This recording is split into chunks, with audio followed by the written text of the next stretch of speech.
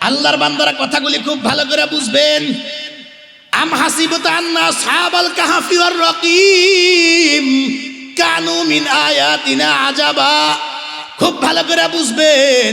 এই 7 জন যুবক যখন একত্রিত হয়ে তারা পরামর্শ করলো, শোনো, বাদশা টাইম দিল মাত্র 1 সপ্তাহ।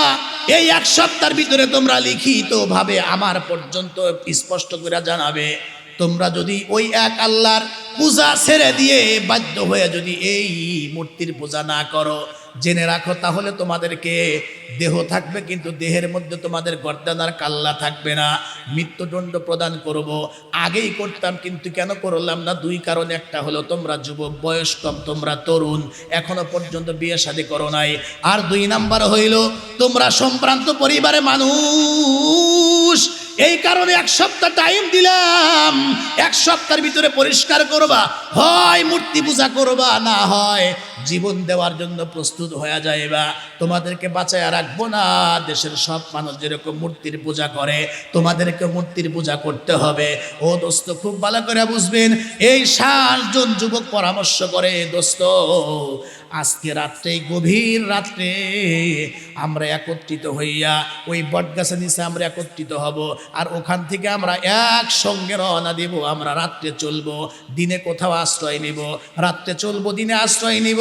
চলো আমরা কোথাও এই জালেম বাদশার এরিয়া থেকে আমরা বের হয়ে অনুকূল ইবাদত বন্দেগী করা যায়, এক আল্লাহর গোলামি করা যায়, ঈমান আমল রক্ষা করা যায়, এমন একটা অনুকূল পরিবেশ, একটা জায়গা আমরা খুঁজে বের করব।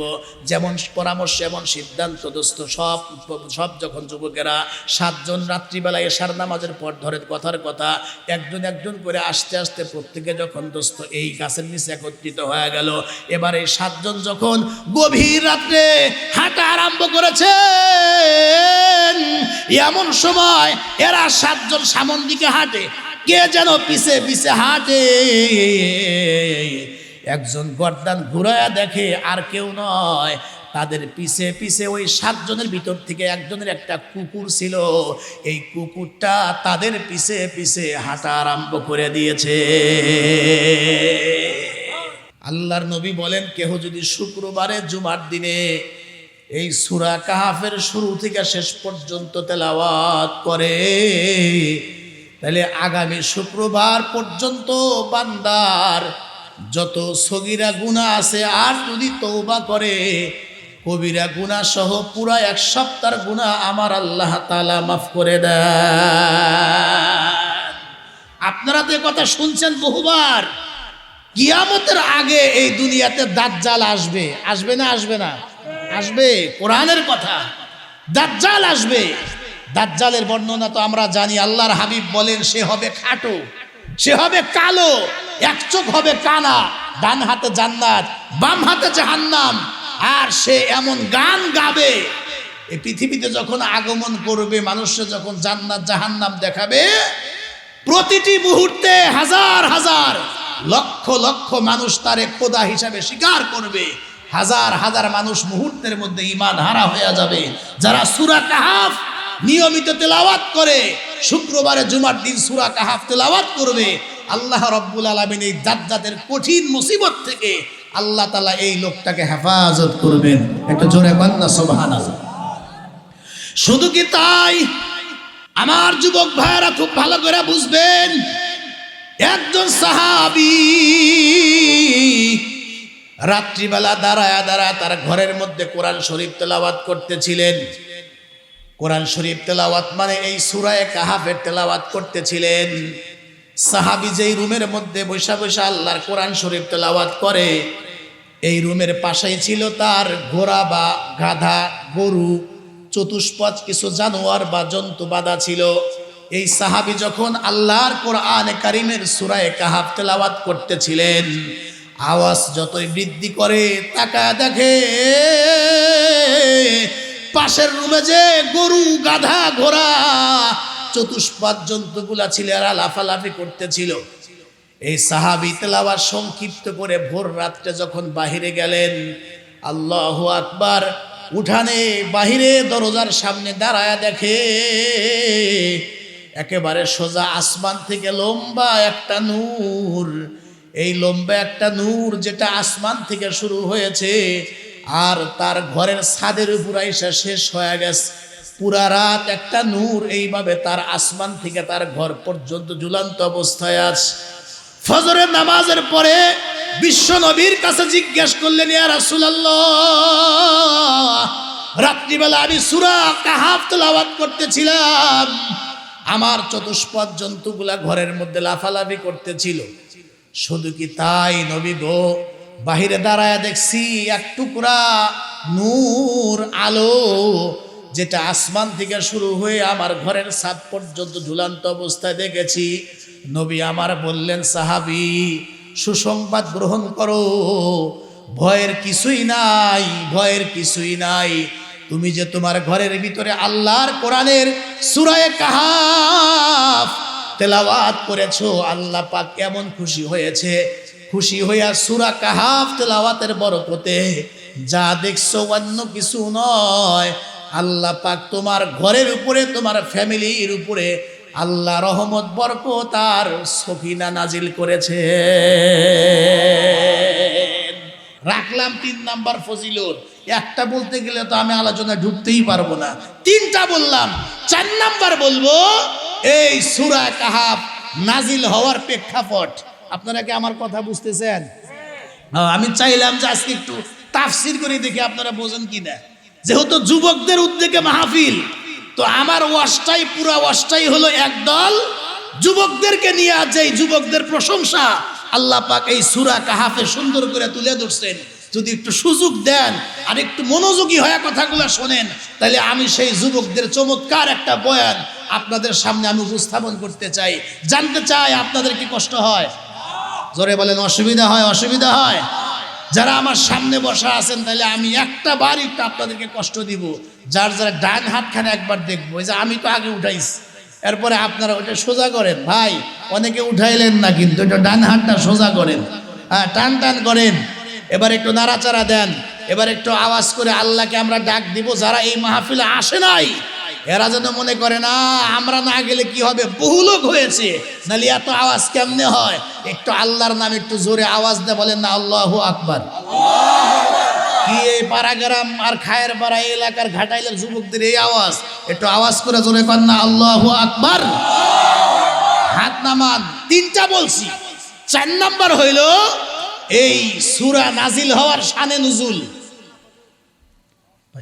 আল্লাহ রসুল মক্কাতে আসছেন, নবুয়াতের দায়িত্ব পালন করতেছেন। কোনোভাবেই যখন আল্লাহ রসুলকে ফিরাইতে পারেন না, কয় সুন্দরী নারী চাও, বলো দেব। সুন্দর সুন্দর বাড়ি চাও, দামি দেব। ক্ষমতা চাও, আসন কয়টা লাগবে বলো, সব দেব। শুধু মুহাম্মদ তুমি এক আল্লাহর কথা বইলো না, মূর্তির বিরোধিতা করো না।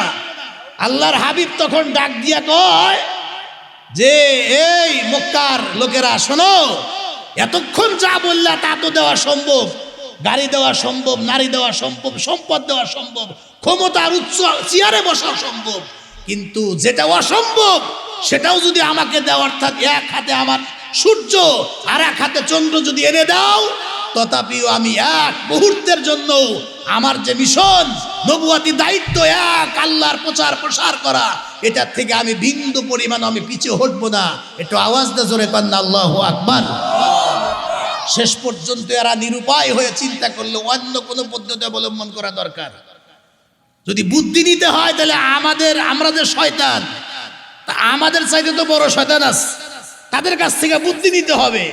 তা কয় যে মদিনাতে যারা ওই তাওরাত, জাবুর, ইনজিল এই কিতাবগুলার যারা পণ্ডিত অথবা যারা আমাদেরকে সমর্থন করে, এদের কাছ থেকে জ্ঞান বুদ্ধি নেওয়া দরকার। পাঠাইলো 2 ব্যক্তিকে, নজর ইবনে হারেসা, উকবা ইবনে আবি মুইত, এই 2 জনকে পাঠাইলো মদিনাতে, যাও এই মুরব্বীদের কাছ থেকে পরামর্শ নিয়ে আসো যে মুহাম্মদকে কেমনে আটকানো যায়। তো এরা চলে গেল, 2 জন যায় বুদ্ধি নেয় কি করা যায়। কয় মুহাম্মদকে গিয়া 3টা প্রশ্ন করো। একটু আওয়াজ দেখুন না, কয়টা প্রশ্ন? 3টা প্রশ্ন করো। এই 3 প্রশ্ন করো, সে যদি নবী না হয় তোমাদের ঠেকাইতে হবে না, সে এমনি ঠেকে যাবে, বন্ড। আর যদি সে নবী হয়, তোমরা হাজারো চেষ্টা করলে তোমরা ধ্বংস হইবা, কিন্তু মুহাম্মাদের একটা লোম সোজা করতে পারবা না।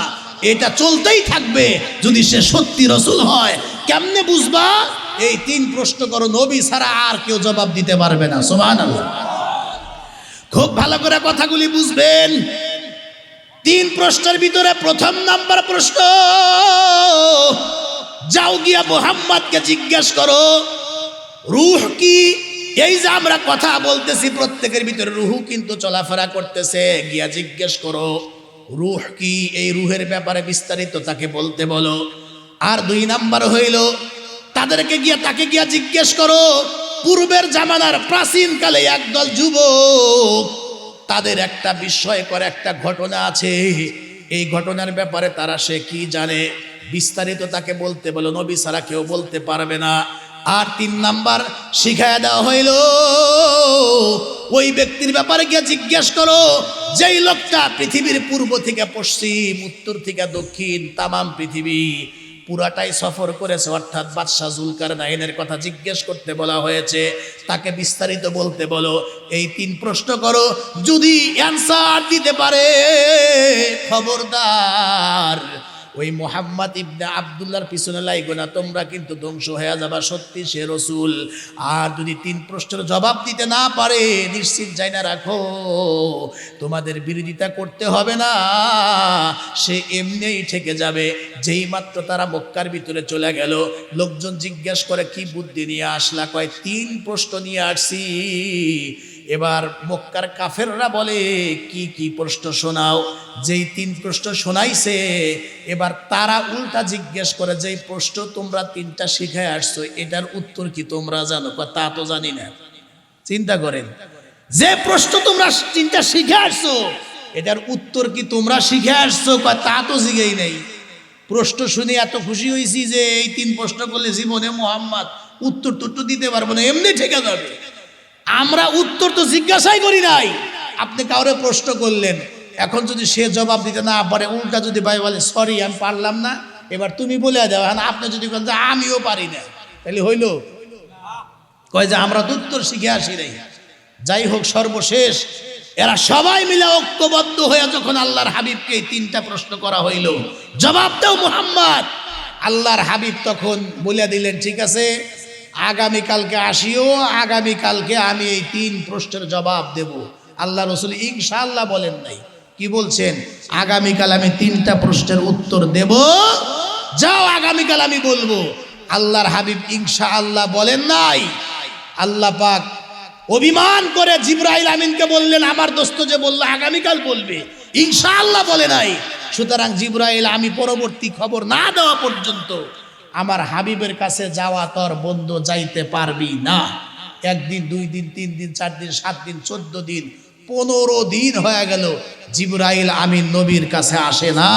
আল্লাহর হাবিব পেরেশান, ঘেমে যাচ্ছেন, অস্থির হয়ে যাচ্ছেন। এই দিক দিয়ে মক্কার কাফেররা বলা বলি শুরু করলো যে মুহাম্মদ 3 প্রশ্নের উত্তর দিতে যদি 15 দিন লাগায়, বাকি প্রশ্নের উত্তর কবে দিবে?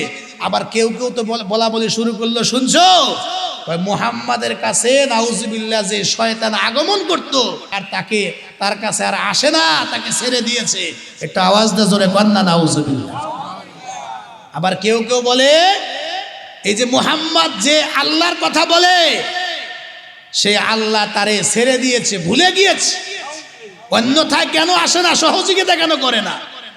অনেক লোক বলে যে আল্লাহ রসুল গায়েব জানে। আল্লাহ রসুল যদি গায়েব জানতেন তাহলে তো বলেই দিতেন। আল্লাহর হাবিব গায়েব জানেন না, বরং সব কিছু আল্লাহ পাক নিজের পক্ষ থেকে জানান। গায়েব শুধুমাত্র একজন জানেন। একটু মুসলমানের আওয়াজ দিয়ে বলবেন কি তিনি কে? হয় নাই? একটু মুসলমানের আওয়াজ দেখুন না, গায়েবের মালিক একজন, জোরে কন তিনি কে? তার মানে আল্লাহর হাবিব ইনশাআল্লাহ যে বলেন নাই, তাফসীরে কিতাবে লেখা আছে প্রথম দিন না বলেন না, দ্বিতীয় দিন তো বলতে পারতেন, এরপরে 14 দিন তো বলতে পারতেন। আসলে কিছুই না, তাফসীরে লেখা আছে আল্লাহর পয়গম্বরকে আল্লাহ নিজে ভুলাইয়া দিয়া এই উম্মতকে শিক্ষা দিবেন যে প্রত্যেকটা ভালো কাজের শুরুতে ভবিষ্যতে কোনো কাজ এরাদা করতে এই নবীর উম্মত যেন ইনশাআল্লাহ যোগ করে বলে, আমাদেরকে শিখাবেন। এজন্য আল্লাহ নিজে তার বন্ধুকে ইনশাআল্লাহ ভুলাইয়া দিয়েছেন। এটা আওয়াজ দা জোরে কন্যা সুবহানাল্লাহ। তাহলে আমরা এখান থেকে কি শিখলাম? প্রত্যেকটা ভালো কাজ যেটা আমরা সামনে করব, ভবিষ্যতে করব, ইরাদা করব, বলেন তো সেটার সাথে ইনশাআল্লাহ এটা যোগ করে বলার দরকার জোরে কন্যা আছে না নাই? আশরাফ আলী থানভী রহমাতুল্লাহি আলাইহি মজার ঘটনা লিখছে। এক লোক গরু কিনতে যায় বাজারের দিকে, তো জিজ্ঞাসা যাও কই? ইমাম সাহেব জিজ্ঞাসা করছে, কয় যে গরু কিনবো। কয় যে ভাই ইনশাআল্লাহ বলা লাগে, ইনশাআল্লাহ বলো যে ইনশাআল্লাহ গরু কিনবো। হে লোক সাংঘাতিক রাগ, পকেটে টাকা আছে আর বাজারে গরু আছে, ইনশাআল্লাহ বলবো কেন? বাজারে গেছে, ইমাম সাহেব আসরের সময় দেখা হয়েছিল, এখন মাগরিব পরে বের হয়েছে, দেখে লোকটা খালি হাতে ফেরত আসে। ভাই গরু? কয় যে বাজারে গেছি ইনশাআল্লাহ, গরুর দামও মিটাইছি ইনশাআল্লাহ, পকেটে হাত দিছি ইনশাআল্লাহ, চোরে টাকা চুরি করে নিয়ে গেছে ইনশাআল্লাহ। এখন কথায় কথায় ইনশাআল্লাহ, সময় মতো ইনশাআল্লাহ বলেন। এখন যদি 62 বারো ইনশাআল্লাহ বলেন তো ইনশাআল্লাহ দ্বারা কোনো লাভ হবে? কথা কন না, লাভ হবে? এজন্য যুবক ভাইদেরকে বলি, মোবাইলে কথা বলেন আর বাস্তবে বলেন আসতেছি ইনশাআল্লাহ যোগ করে বলবেন, আগামীকাল যাবো ইনশাআল্লাহ যোগ করে বলবেন, আগামীকাল আসবে ইনশাআল্লাহ যোগ করে বলবেন। বলেন তো ভবিষ্যতে কোনো কাজের ইরাদা করতে ইনশাআল্লাহ বলার দরকার জোরে বলেন না আছে না নাই? আল্লাহর বান্দারা কথাগুলি খুব ভালো করে বুঝবেন। 15 দিন পরে আল্লাহর পয়গম্বরের চোখ থেকে পানি ঝরতেছে। আজ 2 সপ্তাহ হয়ে গেল, জিবরাইল আমিন নাই। 2 সপ্তাহ পরে 14 দিন পরে খুব ভালো করে কথাগুলি বুঝবেন। 14 দিন পরে জিবরাইল আমিন যখন বিশ্বনবীর কাছে আসলেন, এর আগে যত আয়াত নাজিল হয়েছে, সূরা নাজিল হয়েছে, জিবরাইল আমিন একা একাই আসতেন। কিন্তু আজকে যখন সূরা কাহাফ নিয়ে জিবরাইল আমিন বিশ্বনবীর কাছে আসতেছেন, একা আসেন নাই, 1 2 জন, 100 200 1-2 হাজার ফেরেশতা নিয়ে আসেন নাই, বরং 70,000 ফেরেশতা সাথে নিয়ে আমার আপনার পয়গম্বরের কাছে সূরা কাহাফ নিয়ে জিবরাইল আমিন অবতীর্ণ হয়ে যায়। প্রথমে আয়েশা বললেন, ওয়ালা তাকুলান্না লিশাইইন ইন্নী ফাইলুন যালিকা গাদা ইল্লা আইয়াশা আল্লাহ। ভবিষ্যতে যদি কোনো কিছু বলতে হয় নবী হে ইনশাআল্লাহ যোগ করে বলতে হবে। আমরা ওয়াজ থেকে কিছু পাইলেন কিনা বলেন? ভবিষ্যতে কোনো কিছু করতে হলে ইনশাআল্লাহ যোগ করে বলবো। এই সূরা কাহাফ নাজিল হয়ে গেছে, খুব ভালো করে কথাগুলি বুঝবেন। আগের সূরার মধ্যে 1 প্রশ্নের জবাব, আর এই সূরার মধ্যে 2 প্রশ্নের জবাব একসাথে আল্লাহ পাক নবী আলাইহিস সালামের কাছে নাজিল করে জানায়া দিলেন যে আপনি কাফেরদেরকে বলে দেন। জোরে কোন সুবহানাল্লাহ। সবগুলি বলতে যাব না, শুধু যে আয়াত তেলাওয়াত করেছি এই আয়াতের মধ্যে প্রাচীন কালের পারস্য দেশের জর্ডানের রাষ্ট্রের এক গুহার ভিতরে 7 জন যুবক, এরা ঈমান বাঁচানোর জন্য ও দেশের বাদশা দাকিয়ানুস সে যখন বাধ্য করলো যে মূর্তি পূজা সবাইকে করতে হবে, সবাই মূর্তি পূজা করলেও 7 জন সম্ভ্রান্ত ফ্যামিলির 7 জন যুবক, এরা একজন একজন করে বট গাছের নিচে গিয়ে এরা বসলো। এরা বলে, এই দেশের বাদশা বলে কি মূর্তি পূজা আমরা করব না, আমরা মূর্তি পূজা করব না। কি করব? কয় যে আমরা সবাই এক আল্লাহর পূজা করব। একটু জোরে কন্যা সুবহানাল্লাহ। এই সংবাদ পাওয়ার পরে গোয়েন্দার মাধ্যম দিয়া এই 7 জন যুবককে নিয়ে গেল গ্রেফতার করে বাদশার কাছে। বাদশা ডাক দিয়া কয়, তোমাদের 2টা কারণে ছেড়ে দিচ্ছি, 1 সপ্তাহ টাইম দিচ্ছি। একে তো তোমরা নওজোয়ান, 1 নাম্বার হলো তোমরা তরুণ, এখনো পর্যন্ত বিয়ে শাদী করো নাই, আর 2 নাম্বার হইল তোমরা প্রত্যেকেই সম্ভ্রান্ত ফ্যামিলির লোক, তোমাদের বাবারা দাদারা আগে নেতৃত্ব দিত। এমনকি 7 জন যুবকের কথা তাফসীরে আছে, এরা স্বর্ণ মণিমুক্তা খচিত পোশাক পরে এরা কাটাইতেন। কেমন সম্ভ্রান্ত ধনী ফ্যামিলির সন্তানরা ছিল। একটু জোরে কোন সুবহানাল্লাহ। আল্লাহর বান্দারা কথাগুলি খুব ভালো করে বুঝবেন। আম হাসিবতা আন্না আসহাবাল কাহফি ওয়ার রাকিম কানু মিন আয়াতিনা আজাবা। খুব ভালো করে বুঝবেন। এই 7 জন যুবক যখন একত্রিত হয়ে তারা পরামর্শ করলো, শোনো, বাদশা টাইম দিল মাত্র 1 সপ্তাহ, এই 1 সপ্তাহের ভিতরে তোমরা লিখিত ভাবে আমার পর্যন্ত স্পষ্ট করে জানাবে, তোমরা যদি ওই এক আল্লাহর পূজা ছেড়ে দিয়ে বাধ্য হয়ে যদি এই মূর্তির পূজা না করো, জেনে রাখো তাহলে তোমাদেরকে দেহ থাকবে কিন্তু দেহের মধ্যে তোমাদের গর্দান আর কাল্লা থাকবে না, মৃত্যুদণ্ড প্রদান করব। আগেই করতাম কিন্তু কেন করলাম না? 2 কারণ। একটা হলো তোমরা যুবক, বয়স কম, তোমরা তরুণ, এখনো পর্যন্ত বিয়ে শাদী করো নাই। আর 2 নাম্বার হইল তোমরা সম্ভ্রান্ত পরিবারের মানুষ, এই কারণে 1 সপ্তাহ টাইম দিলাম। 1 সপ্তাহের ভিতরে পরিষ্কার করবা, হয় মূর্তি পূজা করবা, না হয় জীবন দেওয়ার জন্য প্রস্তুত হয়ে যাইবা। তোমাদেরকে বাঁচায় রাখবো না। দেশের সব মানুষ যেরকম মূর্তির পূজা করে, তোমাদেরকে মূর্তির পূজা করতে হবে। ও দোস্ত, খুব ভালো করে বুঝবেন। এই 7 জন যুবক পরামর্শ করে, দোস্ত আজকে রাত্রে, গভীর রাত্রে আমরা একত্রিত হইয়া ওই বটগাছের নিচে আমরা একত্রিত হব, আর ওখান থেকে আমরা একসঙ্গে রওনা দেব। আমরা রাত্রে চলবো, দিনে কোথাও আশ্রয় নিব, রাত্রে চলবো, দিনে আশ্রয় নিব। চলো আমরা কোথাও এই জালেম বাদশার এরিয়া থেকে আমরা বের হয়ে অনুকূল ইবাদত বন্দেগী করা যায়, এক আল্লাহর গোলামি করা যায়, ঈমান আমল রক্ষা করা যায়, এমন একটা অনুকূল পরিবেশ, একটা জায়গা আমরা খুঁজে বের করব। যেমন পরামর্শ, এমন সিদ্ধান্ত দোস্ত। সব যখন যুবকেরা 7 জন রাত্রিবেলা এশার নামাজের পর ধরে কথার কথা একজন একজন করে আস্তে আস্তে প্রত্যেকে যখন দোস্ত এই গাছের নিচে একত্রিত হয়ে গেল, এবার এই 7 জন যখন গভীর রাত্রে হাঁটা আরম্ভ করেছে, এমন সময় এরা 7 জন সামন দিকে হাঁটে, কে যেন পিছে পিছে হাঁটে। একজন গর্দান ঘুরায়া দেখে, আর কেউ নয়, তাদের পিছে পিছে ওই 7 জনের ভিতর থেকে একজনের একটা কুকুর ছিল। এই কুকুরটা তাদের পিছে পিছে হাঁটা আরম্ভ করে দিয়েছে। কোরআন শরীফের মধ্যে আছে, এই কুকুর যখন এই 7 যুবকের পিছে পিছে হাঁটে, 6 জন কয়, দোস্ত এই তোর কুকুর রেখে আয় ভাই, আর তোর কুকুর যদি আমাদের সাথে যায়, তোর কুকুরের কারণে কিন্তু বাদশাহ দাকিয়ানুসের গোয়েন্দা বাহিনী যেভাবে ঘুরতেছে, আমাদের খুঁজতেছে, আমরা কিন্তু ধরা পড়ে যাব কুকুরের কারণে। 7 জন মিলে যখন কুকুরকে ধাওয়া করে, দৌড়ায়া 10 হাত দূরে যায়, আবার এরা হাঁটে দেয় সামনের দিকে, কুকুর আবার পিছে পিছে হাঁটা আরম্ভ করে। সুবহানাল্লাহ। খুব ভালো করে বুঝবেন। এবার তারা পাথর হাতে নিল, কুকুরের দিকে পাথর ছুঁড়ে মারে। পাথর খাইতে খাইতে কুকুর রক্তাক্ত হয়ে যায়, লাঠি দিয়া কুকুরকে আঘাত করে। আহত হইবার পরে কুকুর তাদের পিছেও ছাড়ে না। এরা যখন সামন দিকে হাঁটা দেয়, কুকুরও সামন দিকে হাঁটতে থাকে। এক পর্যায়ে কুকুর সামনের 2টা পা উপরের দিকে উঠায়া মওলায় পাকের কাছে কি জানি অ্যাপ্লিকেশন জমা দিয়ে দিল।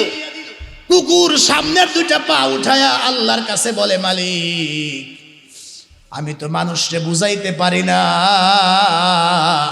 ওরা আমারে মারলো, পাথর মারলো, আঘাত করলো, তারপরে মালিক আমি ওদের পিছু ছাড়ি না, আমি ওদের পিছে পিছে যেতে চাই। কোন কারণে যেতে চাই আমি একটু বলতে চাই।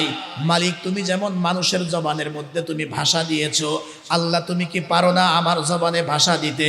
আপনারা একটু আওয়াজ দিয়ে বলবেন তো, আল্লাহ ইচ্ছে করলে কোনো কিছু কি অসম্ভব আছে নাকি? আরো জোরে বলেন। সূরা ইয়াসিন আল্লাহ পাক বলেন, ইন্নামা আমরুহু ইযা আরাদা শাইআন আইয়াকুলা লাহু কুন ফায়াকুন। রব্বুল আলামিন বলেন, আমি আল্লাহ যদি কোনো কিছু করার ইচ্ছা পোষণ করি, তাহলে বলতে হয় না কুন হয়ে যাও, বলার সঙ্গে সঙ্গে ফায়াকুন। ওই জিনিসটা বাস্তবায়ন হইতে 1 মুহূর্ত সময় ব্যয় হয় না, কুন বলার সঙ্গে সঙ্গে ওটা হয়ে যায়। একটু জোরে বলা যাবে কি সুবহানাল্লাহ? কুকুর যেই মাত্র উপরের দিকে 2টা পা উঠায়া আল্লাহর কাছে বলে, মালিক তুমি কি পারো না আমার ভাষা জবান খুলে দিতে? কুকুরের দরখাস্ত কবুল হয়ে যায়। আল্লাহ পাক মুহূর্তের মধ্যে কুকুরের জবানটা খুলে দেয়। এবারে কুকুর এই 7 জন যুবকরে ডাক দিয়া বলে, ও যুবকেরা তোমরা তো আশরাফুল মাখলুকাত, তোমরা হলো মানুষ, সৃষ্টির সেরা জীব। আমি যদিও মানুষ হতে পারি নাই, কিন্তু বাদশাহ দাকিয়ানুস, এই যে দেশের যে প্রধান সরকার, এ যেমন আল্লাহর নাফরমানি করে, তোমরা যেমন তাকে ঘৃণা করো, তার এরিয়া থেকে তোমরা বের হয়ে অনুকূল কোন পরিবেশ খুঁজতেছো। আমি কুকুর হইলে কি হবে? আমি কুকুরও এই জালেম বাদশাকে ঘৃণা করি। সুতরাং তোমরা আমাকে নিয়ে চলো। তবে শোনো, আমার দ্বারা তোমাদের কোনো ক্ষতি হবে না, ক্ষতি হবে না।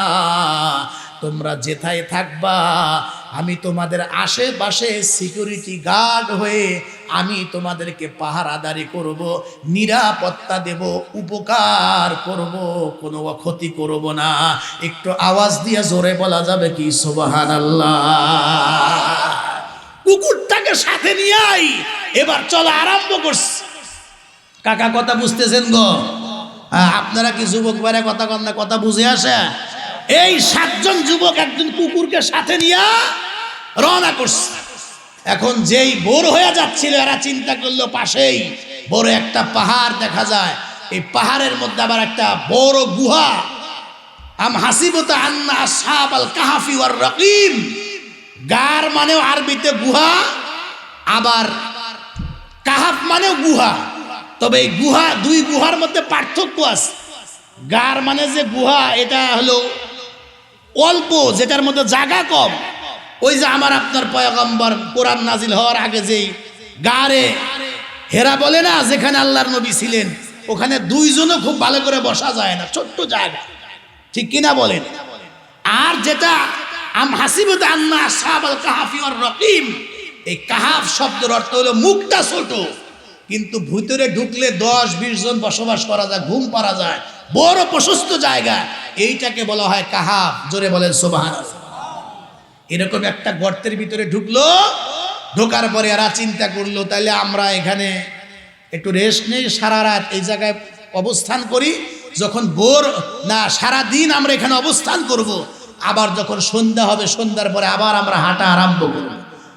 কোরআন শরীফে সূরা কাহাফের পরবর্তী আয়াত, আমার সবগুলি আয়াত মুখস্থ, আমি হাফিজে কোরআন, কিন্তু সবগুলি আয়াত পড়বো না। কুকুর করলো কি, এরা গর্তের মধ্যে ঢোকার পরে কুকুর সামনের 2টা পা এইভাবে গর্তের 2 পাশ দিয়ে ঢুকায়া দিয়া, এরপরে চোখ 2টা এইভাবে বড় বড় তাকায়া, জিহ্বাটা বের করে, দাঁতগুলা বের করে, এমন ভাবে কুকুর পজিশন নিয়ে গর্তের মুখে বসে রইল। আল্লাহ পাক নবীকে বলছেন, নবী গো, কুকুরের অবস্থা যদি আপনি দেখতেন, আপনি ভয় পেয়ে যাইতেন। এমন কি আপনি ভয়ে পিছনে রাস্তা দিয়ে পালায়া যাইতেন।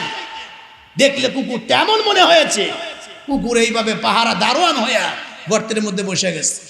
এরা যে ভিতরে যায় কয় যে, যেহেতু লম্বা একটা সময়, সারাদিন তার বের হতে পারবো না, একটু রেস্ট নে, সারা রাত হাঁটাহাঁটি করছে।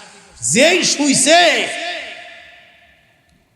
এক ঘুমে কোরআন শরীফের মধ্যে আসছে, ফাজরাবনা আলা আযানিহিম ফিল কাহফি সিনিনা আদাদা। অন্য আয়াতে বলা আছে, আল্লাহ বলেন যে আমি কানে মোহর মেরে দিস, ঘুম পাড়াইয়া দিস। এরা ঘুম থেকে উঠা পরস্পর বলা বলি করে, কেন কতদিন ঘুমাইছি? কেউ কয় যে একবেলা ঘুমাইছি, আবার কেউ কয় যে 2-4-5 ঘন্টা ঘুমাইছি, কেউ কয় সকালে তো ঘুমাইলাম, এখন তো সূর্য লাল, মনে হয় একদিন ঘুমাইছি। আল্লাহ কয় একদিন 2 দিন নয়, 309 বছর তোরা ঘুমাইছিস। সুবহানাল্লাহ। কালকে সকালে গোয়েন, তাও চলবো। আমি কি বাজে কোনো কথা বলি? কোরআনের কথা। 309 বছর তোরা ঘুম পেরেছিস। এখন ওঠার পরে দেখো অনেকের হাতের আঙ্গুল বড় হয়ে গেছে, মোজগুলা বড় হয়েছে, চুলগুলা বড় হয়েছে। এখন বাদ দে, এগুলা বাদ দে, যার যার টাকা পয়সা বের কর, সবাই চাঁদা দে। এখন 1 টাকা 2 টাকা করে সবাই এক জায়গায় রাখছে। এই 7 জনের মধ্যে থেকে একজনকে টাকাগুলা দিয়া কয় যে আশপাশে যদি বাজার থাকে, কেউ যদি বুঝতে না পারে, বাদশার গোয়েন্দা বাহিনী যদি বুঝতে না পারে, চুপচাপ গিয়া যা কিছু খাবার নিয়ে আয়। একজন গেছে বাজারে খাবার আনতে, ও মা, কত 309 বছর আগে যারা এলেঙ্গা, টাঙ্গাইল, ঘাটাইল থেকে যারা কবরে চলে গেছে, হঠাৎ করে যদি আইনা ছেড়ে দেওয়া হয়, চিনবে গো? বাড়ি আসতে পারবে? বের হয়ে দেখে সর্বনাশ, এই অবস্থা কেন? বাজারে দেখে, যায় দেখে যে যেই লোকগুলা, তার সাথে আমার কোনো মিল নাই। এক দোকানদারের কাছে যেই মাত্র টাকাগুলা, মুদ্রাগুলা বের করছে, রুটি দিছে, টাকা দিছে, দোকানদার টাকার দিকে একবার তাকায়, লোকটার দিকে হা করে চেয়ে রইছে। কি ব্যাপার, কোত্থেকে আইছো? তুমি কি কোনো গুপ্ত ধন পাইছো নাকি? এ তো সেই বাদশাহ দাকিয়ানুস জালেম বাদশার আমলের টাকা, প্রায় 1000 বছর আগের টাকা। টাকা পাইলা কই? লোকটাকে গ্রেফতার করে ফেলছে, কোনো গুপ্ত ধন বোধহয় পাইছে। এখন সে কয় আমি একা না, আমার সাথে আরো 6 জন আছে। কয় যে এটা কোন যুগ? কয় আমরা তো গতকালকে রওনা দিয়েছি, গর্তের মধ্যে লুকিয়ে ছিলাম। কয় আরে, সেই বাদশা যাওয়ার পরে মাঝখানে আরো 4 বাদশা অতিক্রম হয়ে গেছে। এখন যে বর্তমান বাদশা, সুসংবাদ শুনে রাখো, উনি একজন মুসলিম সরকার, মুসলিম বাদশা। একটু জোরে কন্যা সুবহানাল্লাহ। এখন তার বলতে সমস্যা নাই, আমার সাথে আরো 6 জন। এখন গেছে গর্তের কাছে গিয়া, এই লোকটা যেই গুহার ভিতরে ঢুকছে আর বের হয় নাই, ভিতরে ঢুকে আল্লাহর কাছে দোয়া করে, আল্লাহ ইমান তুমি বাঁচাইছো, আমরা দুনিয়ার থাকতে চাই না, আল্লাহ তুমি আমাদেরকে ডাক দাও। এরা যখন ভিতরে গেছে আর বের হয় নাই, আল্লাহ পাক এরপরে তাদেরকে নিয়ে গেছেন। একটু জোরে কন্যা সুবহানাল্লাহ। খুব ভালো করে যুবক ভাইয়েরা কথাগুলি বুঝবেন। কি বুঝাইতে চাইলাম? চিন্তা করেন, 7 জন যুবক, তামাম দেশের মানুষ যখন মূর্তি পূজা করে, স্বয়ং বাদশাহ যখন তাদের বিরুদ্ধে, ওই সময় 7 জন যুবক তারা নিজেদের জীবনের ঝুঁকি নিয়া পালায়া গিয়া গর্তের ভিতরে লুকায়া আত্মগোপন করিয়া এরপরে নিজেদের ঈমান আর আমল আকীদা হেফাজত করেছে। আর আমরা কেমন মুসলমান হইলাম? আমরা 2, 4, 5 প্যাকেট সিগারেটের কাছে আমরা কিন্তু মাঝে মাঝে ঈমান বিক্রি করে দেই। জোরে কোন কথা ঠিক কিনা? একজন কাজে দেরি করে ফেলছেন, বিড়ি দিছে অমুকে, আমি তো ওয়াদা দিয়ে ফেলছি।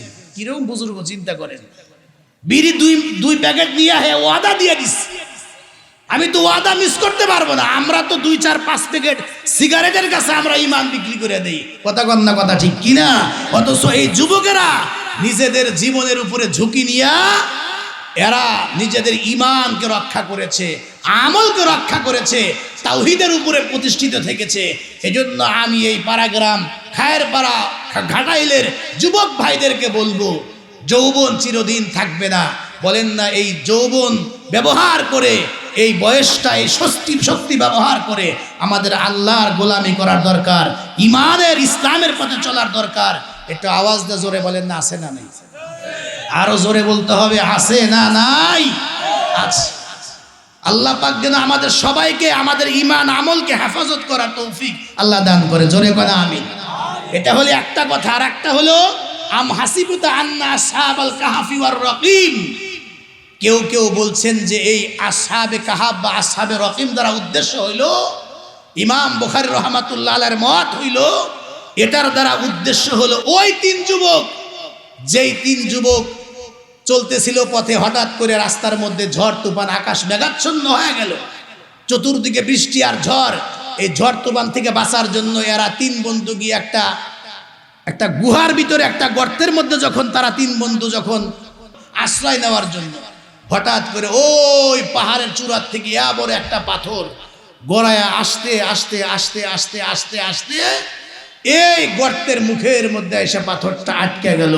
বৃষ্টি ছাড়ার পরে, ঝড় তুফান শেষ হওয়ার পরে 3 বন্ধু বের হবে। এখন 3 বন্ধু মিলে এই গর্তের মুখে যে পাথরটা আটকে গেছে, ধাক্কায় পাথরটা কোনোভাবেই সরাইতে পারে না। আপনারা বলুন তো, তাহলে বিপদটা কি ছোট না অনেক বড়? যদি মারা যায়, আপনজন তো সংবাদ পাবে না, নেটওয়ার্ক থাকা না থাকা তো পরে কথা, তখন তো মোবাইলই নাই, লাশটাও তো আপনজন পাবে না। মহা বিপদ। বলেন তো, মহা বিপদে পড়লে, আপদে বিপদে একজনের সাহায্য চাইতে হবে। জোরে কন্যা, তিনি কে?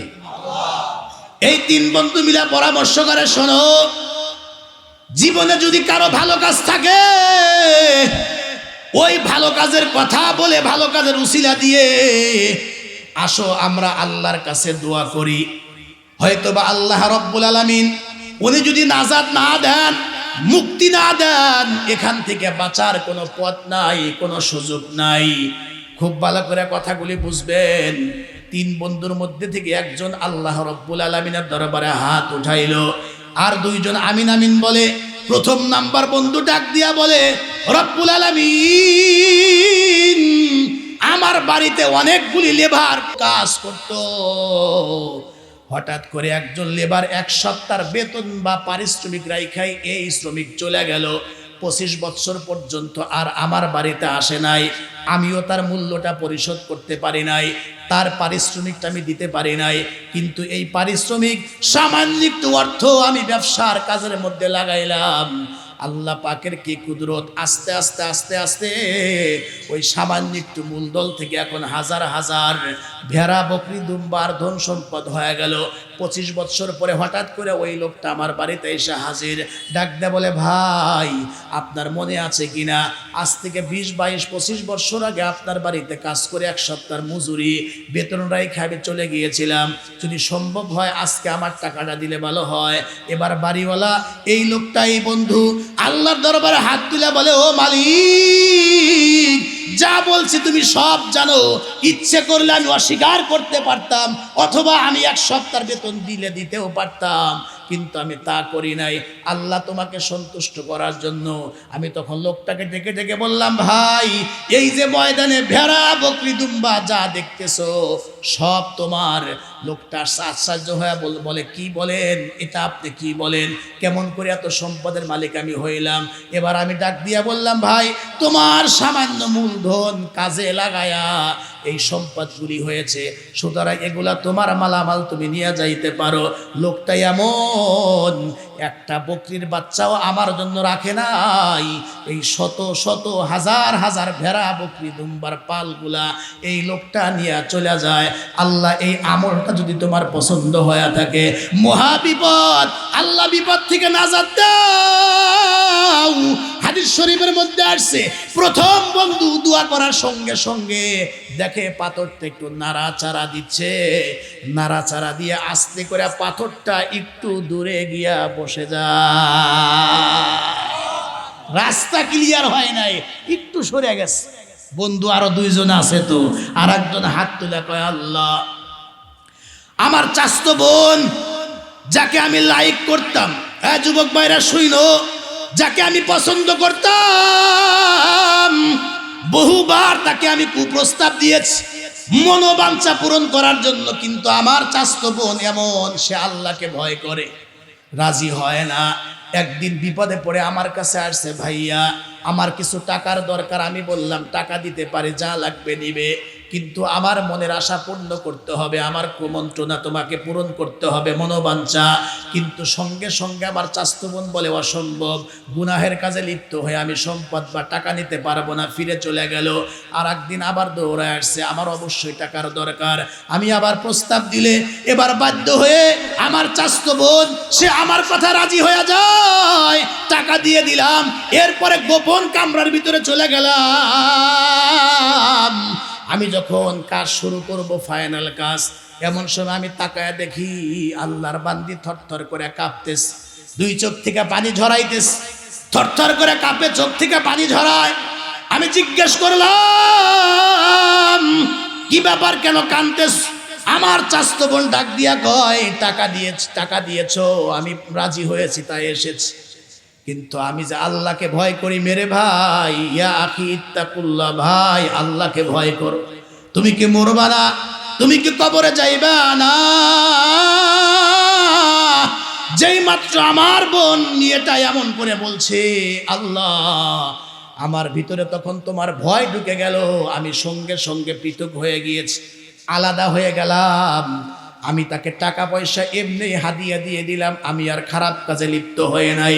রব্বুল আলামিন তোমার যদি এই কাজটা পছন্দ হয়ে থাকে, দেখো না আমরা তিন বন্ধু কত বিপদের মধ্যে আছি, দয়া করে বিপদ থেকে নাজাত দাও। মুসলমান ভাইয়ারা, দ্বিতীয় বন্ধু দোয়া করার সঙ্গে সঙ্গে পাথরটা আবার নাড়াচাড়া দিয়ে আর একটু দূরে গিয়া বসে যায়। হাত বের হয়, আলো বাতাস যায়, কিন্তু পরিপূর্ণভাবে বের হওয়ার রাস্তা ক্লিয়ার হয় না। তৃতীয় বন্ধু আল্লাহর কাছে হাত তুলে কয়, আল্লাহ আমি বাবা মার বড় পাগল সন্তান, সুবহানাল্লাহ। রব্বুল আলামিন তুমি তো সব জানো, আমি সব সময় বাবা মাকে প্রাধান্য দিয়ে থাকি নিজের উপরে, নিজের সন্তানের উপরে। আমি ভেড়া বকরি দুম্বা চড়াইতাম।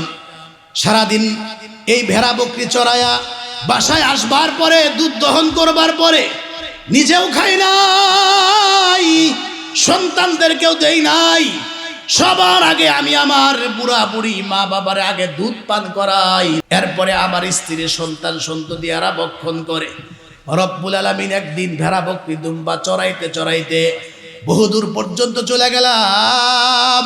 সেখান থেকে ফিরে আসতে আসতে দেখতে পাই আমার বুড়া বুড়ি মা বাবা ইতিমধ্যে ঘুমিয়ে পড়েছেন।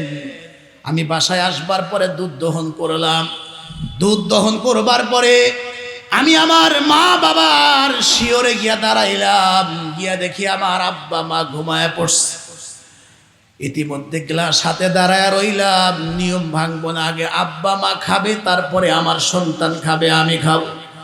আমি তাকায় দেখি আমার ছোট্ট ছোট্ট সন্তানগুলি আব্বু আব্বু খাবার দাও বলে বলে কাঁদতেছিল। আমার বিবির পেটেও প্রচন্ড ক্ষুধা ছিল, আমি নিজেও ক্ষুধার্ত ছিলাম। এরপরে মালিক তোমার নির্দেশ ক্রমে আমি মা বাবাকে এত মোহাব্বত করতাম, ভালোবাসতাম। আব্বা মা যতক্ষণ পর্যন্ত জাগ্রত না হয়েছে দুধ পান করি নাই, পরিবারে কাউরে করতেও দেই নাই। আব্বা মা জাগ্রত হইবার পরে এরপরে আব্বা মাকে দুধ পান করাইছি, তারপরে আমরা দুধ পান করলাম। রব্বুল আলামিন তোমার যদি পছন্দ হয়ে থাকে ও মালিক, আমি যদি এই কাজটা ভালো করে থাকি, আল্লাহ আজকে যে মহা বিপদের মধ্যে পড়েছে, আমার মাও তো বহুবার সন্তুষ্ট হইয়া আল্লাহর কাছে বলে ও মালিক আমার সন্তানটার ব্যবহারে খেদমতে আমি খুশি, কোনোদিন আমার সন্তানটাকে বিপদ দিও না। আজকে আমি বিপদে পড়ে গিয়েছি, ও মালিক দয়া করে মেহেরবানি করে বিপদ থেকে আমাদেরকে নাজাত দাও। 3 নাম্বার বন্ধু দোয়া করার সঙ্গে সঙ্গে দেখে পাথরটা নাড়াচাড়া দিল। পুরা এই গুহার মুখ থেকে পাথরটা পরিপূর্ণভাবে সরে যায়, আর 3 বন্ধু এই গুহা থেকে নিরাপদে মুক্ত হয়ে যার যার বাড়িতে চলে যায়। কেউ কেউ বলছেন যে আসহাবে কাহাফের দ্বারা এই 3 যুবক উদ্দেশ্য। যেটাই হোক, আমি সূরা কাহাফ থেকে একখানা আয়াত তেলাওয়াত করে আপনাদের সামনে আমি সংক্ষিপ্ত আকারে আমি এলোমেলো কিছু কথা বললাম, আপনারা বেজার হন নাই তো? যুবক ভাইদেরকে বলি, দুনিয়া থাকার জায়গা না, দুনিয়া থেকে আমাদের সবাইকে যেতে হবে। এখন থেকে আমরা যে একটা করে পা ফেলবো, হিসাব করে ফেলবো। আমার প্রতিটা সেকেন্ড, প্রতিটা মুহূর্ত যেন আমার ভালো কাজে ব্যয় হয়। আমি নিজেও খারাপ কাজ করব না, সমাজে কাউরে খারাপ কাজ করতেও দেব না। শুধু মাহফিল নয়, আল্লাহ রসুল আপনাদের বয়সেও উনি একটা সংগঠন করছিলেন যার নাম হিলফুল ফুজুল। এই সংগঠনের যতগুলি কার্যক্রম ছিল, বৈশিষ্ট্য ছিল, তার মধ্যে অন্যতম এই যে আমরা মাজলুমের পক্ষে আছি। সব সময় আমরা জালেমের বিরুদ্ধে আমরা লড়ে যাব। আপনাদের মন মেজাজ এমন রাখতে হবে, আমরা অসহায়, দরিদ্র, বিধবা, ইয়াতিম তাদের সাথে আমরা আছি। আর সমাজে নিজেরাও আমরা জালেম হব না, সমাজে আগামীতে কাউরে জুলুম করতে দেব না, নিজেরাও অন্যায় করব না, কাউকে আমরা অন্যায় করতেও দেব না। রাজি আছেন না নাই? জোরে বলেন না, রাজি আছেন না নাই? আমাদের হিসাব করে পা ফেলতে হবে, হিসাব করে পা ফেলতে হবে, হিসাব করে পা ফেলতে হবে। সারা দেশে বর্তমান মারামারি, হানাহানি, খুনাখুনি, রক্তপাতের বাণিজ্য চলতেছে। আজকেও আপনারা দেখেছেন ইনকিলাবের মুখপাত্র এবং সমন্বয়ক ওসমান হাদি গুলিবিদ্ধ হয়েছে, তাকে গুলি করা হয়েছে। নির্বাচনের তফসিল ঘোষণা হওয়ার একদিন পরেই ইনকিলাবের মুখপাত্র এবং সমন্বয়কের অন্যতম ব্যক্তিত্ব ওসমান হাদিকে গুলি করা হয়েছে। অবশ্যই গুলিটা যেভাবে মাথায় লেগেছে, আশঙ্কা করা হচ্ছে যে আল্লাহর বান্দা বাঁচে কিনা, অথবা দুনিয়া থেকে বিদায় হওয়ার সম্ভাবনা আছে। নির্বাচনের তফসিল ঘোষণার একদিন পরে ওসমান হাদির উপর যে আক্রমণটা হয়েছে, যে জুলাই যোদ্ধাদের অন্যতম কিন্তু মহানায়ক ছিলেন ওসমান হাদি। জোরে কন্যা কথা ঠিক কিনা? এদেশের রাম বাম নাস্তিক, এমনকি যারা শাহবাগী, এরা কিন্তু জুলাই আগস্টে রক্ত দেয় নাই। জুলাই আগস্টে রক্ত দিয়েছিল ওই আপনার আবু সাইদ এবং মুগ্ধের মতো যাদের কলিজার ভিতরে ঈমান ভরা ছিল, এই ঈমানদাররাই কিন্তু জুলাই আগস্টে রক্ত দিয়েছে। জোরে কন্যা কথা ঠিক কিনা? এজন্য ওসমান হাদির উপর যে আক্রমণ হয়েছে, তাকে গুলি করা হয়েছে, তার জন্য আমরা এই মাহফিল থেকে, আমার ব্যক্তিগত পক্ষ থেকেও এটা আমি নিন্দা জানাই। এবং অপরাধী যারা অনতিবিলম্বে যেন গ্রেপ্তার করে তাদেরকে শাস্তির আওতায় আনা হয়, আমি এই দাবিটুকু জানাচ্ছি। আমি যা কিছু বললাম আপনারা শুনলেন। আল্লাহ পাক যেন আমাদের সবাইকে ঈমান আমল রক্ষা করে কবরে যাওয়ার তৌফিক দান করেন, এই মাহফিলকে কবুল করেন, এই যুব কাফেলাকে আল্লাহ কবুল করেন, আমিন। ফেলিয়ে না দিও প্রভু, ফেলিয়ে না দিও, গুনাহ যত করেছি প্রভু ক্ষমা তুমি দিও। বান্দা সে বন্দেগি নাই, শেষ করেছি জিন্দেগি, আখেরাতের আদালতে এ পাপীদের উপায় কি? রহমান রহিম নামে নিয়েছি আল্লাহ তোমায় মানিয়া, কেমন করে আমাদেরকে ওই জাহান্নামে ফেলিবা? মাফ করে দাও ও প্রভু, মাফ করে দাও, গুনাহ যত করেছি প্রভু ক্ষমা তুমি দাও। মেহেরবান মালিক ঐতিহ্যবাহী পাড়াগ্রাম মুসলিম সেবা সংগঠনের উদ্যোগে প্রথম বার্ষিক ওয়াজ এবং দোয়া মাহফিল জান্নাতের বাগানের মধ্যে বসে ভিক্ষুক কাঙ্গালের বেশে এই মুহূর্তে আমরা তোমার আলিশান দরবারে হাত বাড়িয়ে দিয়েছি। ও মালিক, জীবন ভর আমরা গুনাহ করে করে জীবনটা বরবাদ করে ফেলেছি। এমন কোন গুনাহ নাই আমরা করি নাই। ও মালিক, আমরা গুনাহগার, তুমি গফফার।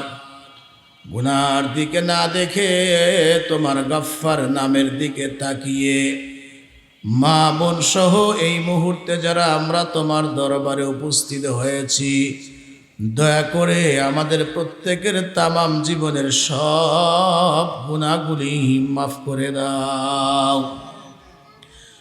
রব্বুল আলামিন পাড়াগ্রাম মুসলিম সেবা এই সংগঠনকে তোমার দরবারে কবুল করে নাও। ও মালিক, এ সংগঠনের প্রত্যেকটি সদস্যকে আল্লাহ তোমার দরবারে কবুল করে নাও। আল্লাহ, যুবক ভাইদের আজকের এই মাহফিলকে তোমার দরবারে কবুল আর মঞ্জুর করে নাও। এই মাহফিলটি করতে গিয়া, সাজাইতে গিয়া আল্লাহ যারা টাকা দিলেন, পয়সা দিলেন, শ্রম দিলেন, মেধা দিলেন, বুদ্ধি দিলেন, পরামর্শ দিলেন, সর্বোপরি মাহফিলে যারা উপস্থিত হলেন, যারা বসছেন, বসবেন, শেষ পর্যন্ত থাকবেন, ময়দানে মাহশরে এই মাহফিল খানাকে সকলের জন্য নাজাত এবং জান্নাতের উসিলা হিসাবে কবুল করে নিও আল্লাহ। রব্বুল আলামিন যারা হাত বাড়া ধরছি আল্লাহ, আমাদের মাঝে অনেকের মা নাই, অনেকের বাবা নাই, অনেকের মা বাবা একজনও দুনিয়াতে বেঁচে নাই আল্লাহ। অনেকেই নিজের হাতে নিজের মাকে মাটির কবরে নামায়া দিস, নিজের হাতে অনেকেই নিজের আব্বাকে মাটির কবরে নামায়া দিয়েছে। যেদিন মা বাবা দুনিয়ার থেকে বিদায় হয়ে গেল, গোসল করায়া, কাফন পরায়া, জানাজা দিয়া, কবরের ভিতরে নামায়া দিয়া, সন্তান মা বাবার চেহারা থেকে কাফন সরায়া জীবনের শেষবারের মতো তাকায়া তাকায়া দেখছিল। ও মালিক, সেই যে চলে গেল, উন্নত বিশ্বে পৃথিবীর এক প্রান্ত থেকে আর এক প্রান্তের খবর নেওয়া যায়, পাওয়া যায়, কিন্তু মালিক আমাদের বাড়ির আশেপাশে মাত্র কয়েক হাত মাটির নিচে আমাদের মা বাবা, ময় মুরব্বী, আপনজন সেই যে চলে গেল, আজও পর্যন্ত কোনো খবর পাইলাম না তারা কোন অবস্থায় আছেন। আমাদের আব্বা মা ময় মুরব্বী আপনজন যারা মারা গেছেন তাদের কবরগুলিকে জান্নাত বানায়া দাও। আল্লাহ এই যুবকদের উদ্যোগকে তোমার দরবারে কবুল করে নাও।